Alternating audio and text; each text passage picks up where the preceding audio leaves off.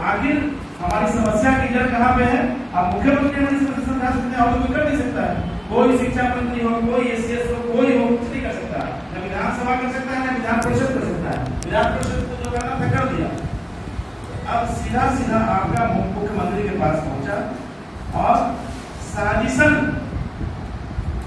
इस बीच में साजिशन हम इसको कहते हैं कि आपके टेम्परामेंट को डाइल्यूट करने के लिए, आपके उग्रता को कम करने के लिए, आपको फिर से शिथिल बनाने के लिए एक अनुदान जारी कर दिया। तो हमें इस बात को समझना होगा, हमारा लक्ष्य अनुदान नहीं है, हमारा लक्ष्य अब वो शिक्षा समिति की अनुशंसा है जो हम वर्षों से आपको कहते आ रहे हैं, लेकिन आप उसमें सुन नहीं रहे हैं। तो मुख्यमंत्री को कैसे बताना है, ये स्ट्रैटेजी हम लोग को तय करना है।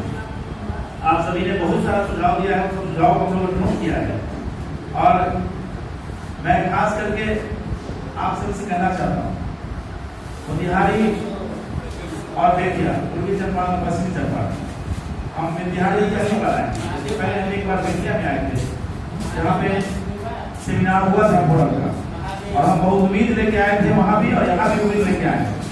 और आप लोगों ने हमेशा हम लोग हमेशा हर मौके पर हमको सपोर्ट किया है। तो अगर लगता है कि हमारी समस्या का समाधान अगर है तो किसके पास है? मुख्यमंत्री के पास है। तो हमको क्या करना है, उस पर हम लोग को सोचना